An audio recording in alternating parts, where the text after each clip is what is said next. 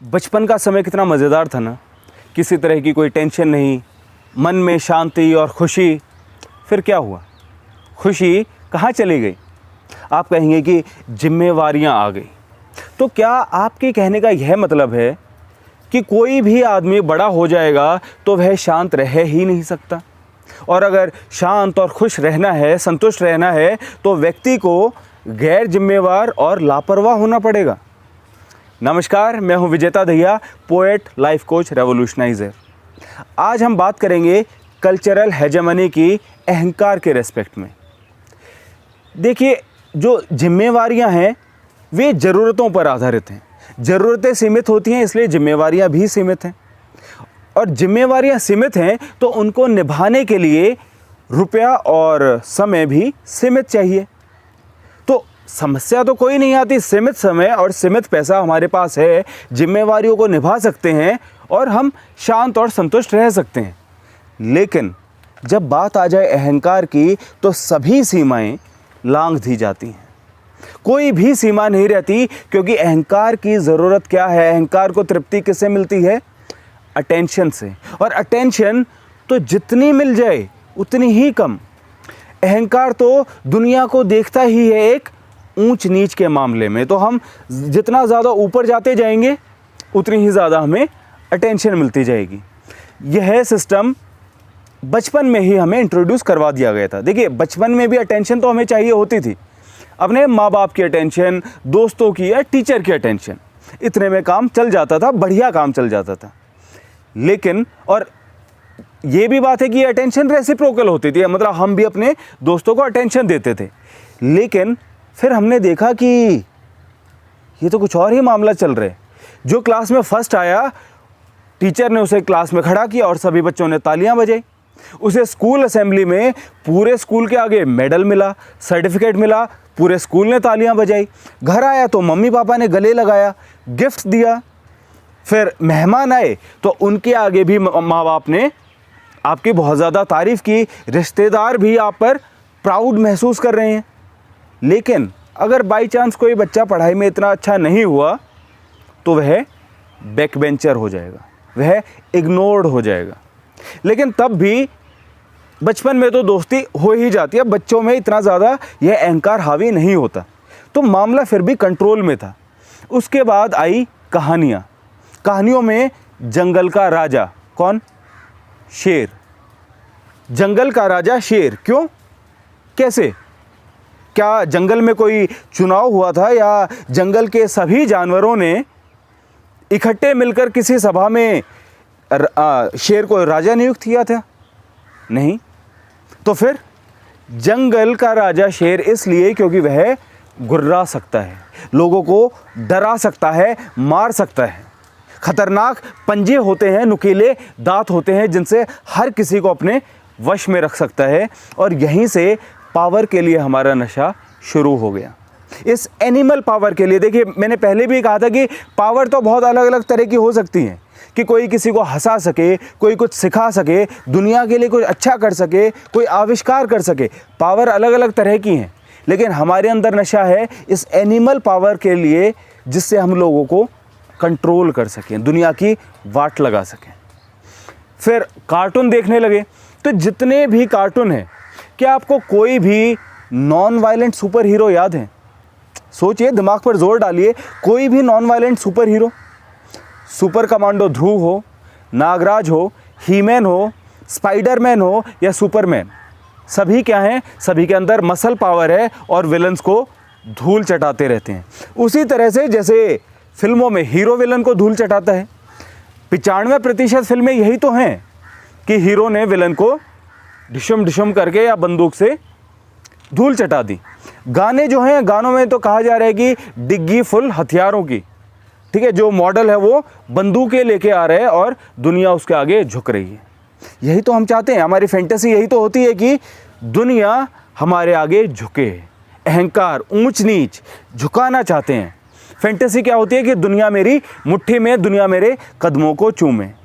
अब सोचिए कि इस फैंटेसी में ही कितनी अश्लीलता भरी हुई है, कितनी एक परवर्स सोच भरी हुई है। हमारी फैंटेसी है नहीं कि दुनिया हमें गले लगाए, नहीं, दुनिया हमारे आगे झुके, हम आईएएस बनना चाहते हैं, क्यों? ताकि सब लोग सलाम ठोकें हम चाहते हैं कि सब लोग सलाम ठोकें और हमें अटेंशन मिले।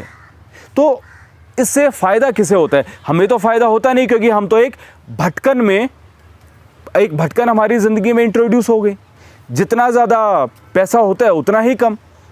हम सोशल मीडिया पर पोस्ट करते हैं तो हम देखते हैं अरे वाह 100 लाइक आ गई, लेकिन किसी दोस्त की पोस्ट पर तो 1000 लाइक्स हैं।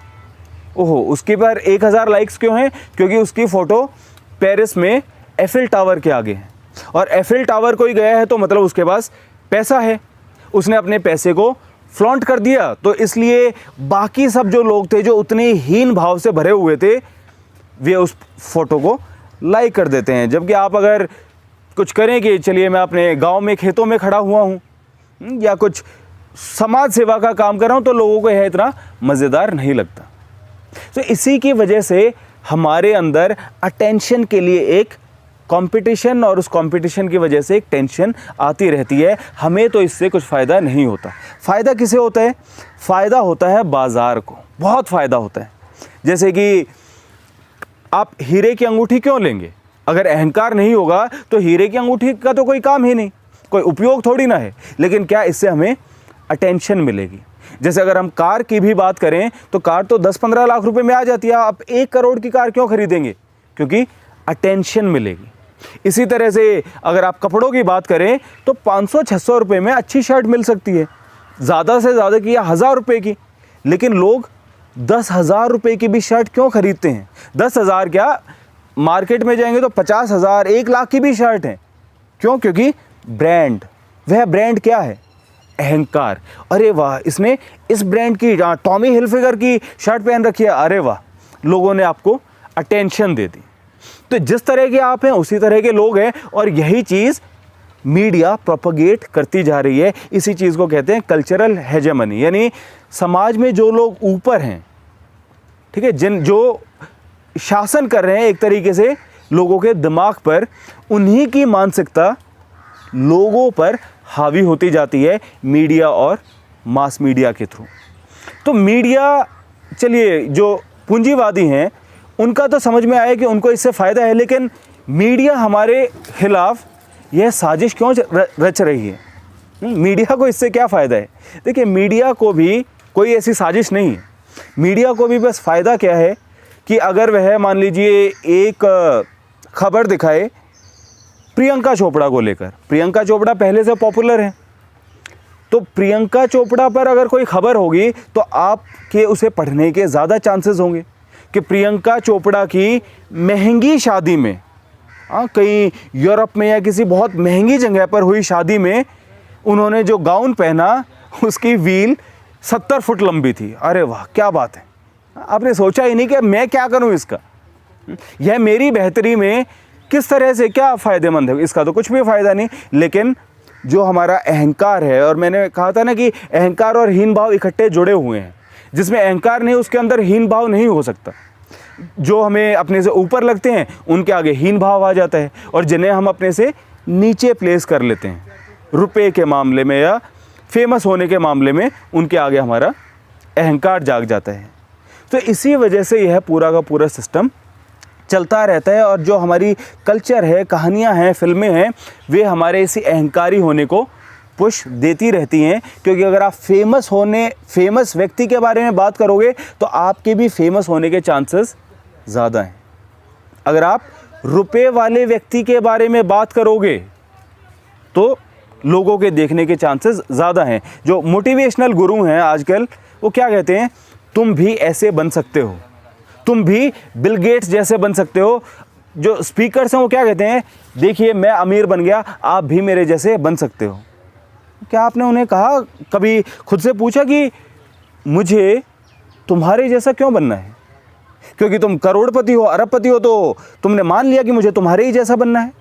लेकिन बात वही है कि जिसके अंदर यह जो खुद को अपना अहंकार मान चुका है, उसके लिए तो एक जाहिर सी बात होगी, उसके लिए तो एक परम सत्य जैसा होगा कि हाँ, कौन नहीं चाहेगा इतना अमीर होना, 5 स्टार होटल में जाना। और इसीलिए यह भटकन चलती रहती है। इससे बचना है तो हमें अपना कल्चर भी चेंज करना होगा। और घबराने की बात नहीं है, एक ऑल्टरनेट मीडिया भी हमारे पास समाज में हमेशा मौजूद रहता है। ज़्यादातर फिल्में ऐसी हैं कि हीरो बहुत अमीर है, बहुत पावरफुल है, तो साथ में बदलापुर जैसी भी फिल्में हैं। देखिए, वैसे तो हर एक फिल्म बदलापुर जैसी होनी चाहिए। उस फिल्म में क्या कहा, नवाजुद्दीन ने कहा कि यार मुझसे तेरी वाइफ का मर्डर हो गया, मैं तो घबराया हुआ था, लेकिन तूने 2 लोगों को मार दिया। हाँ, तू मतलब पागल वागल है क्या? डॉक्टर को दिखा, अपना इलाज करा। तो उसमें ये जो प्रतिशोध लेने की, बदला लेने की, ये जो पावरफुल फील करने की जो ये सोच है, इस पर एक तंज कसा गया, इस पर एक अटैक किया गया है। जैसे हम नीरजा फिल्म की बात करें, वह एक एयर होस्टेस के ऊपर है, एक रियल लाइफ स्टोरी पर बेस्ड है कि कैसे उसके अंदर इतना करेज है। देखिए, करेज एक अलग चीज़ है, करेज किसी में भी हो सकता है, उसका पॉलिटिकल पावर से या किसी मसल पावर से भी कोई लिंक नहीं है। एक एयर होस्टेस अपनी जान पर खेलकर कितने सारे लोगों को बचाती है। बहुत ही अच्छी फिल्म है। अब तुम्बाड़ फिल्म देखिए, तुम्बाड़ फिल्म भी इसी लालच पर अटैक करती है। या आप इंडियन न्यू वेव की अगर फिल्में देखें, जब तक हमारा देश इतना पूंजीवादी नहीं हुआ था, तो इंडियन न्यू वेव की श्याम बेनेगल की या गोविंद निहलानी की फिल्में, उसमें तो एक आम आदमी भी प्रोटैगनिस्ट है, एक गरीब आदमी भी प्रोटैगनिस्ट है और उसके स्ट्रगल को दिखाया है। तो कोई आदमी जो 1000 पेड़ लगा सकता है, वह भी तो हीरो है। लेकिन उस पर फिल्में नहीं बनती, क्योंकि कोई भी आर्ट है, मीडिया है, वह 2 तरीके का हो सकता है कि एक तो जैसी जो मानसिकता है सभी की, उसी को घास डाले, और दूसरा उसको चैलेंज करे। तो जो मीडिया घास डालता है, लोग उस मीडिया को हाथों हाथ लेते हैं। अरे हाँ, मैं भी अमीर होना चाहता हूँ, इसने अमीर आदमी को दिखाया, अरे वाह, चलो तालियां बजाओ। मेरे अंदर मसल पावर के लिए एक पागलपन है, ये भी हीरो को ऐसा ही दिखा रहे हैं, तो चलो तालियां बजाओ। तो इस तरीके से जो लोगों की मानसिकता को घास डालता है जो मीडिया, वह सुपरहिट होता जाता है। लेकिन आपके ऊपर कोई ज़रूरत थोड़ी ना है कि आप सुपरहिट फिल्में ही देखें।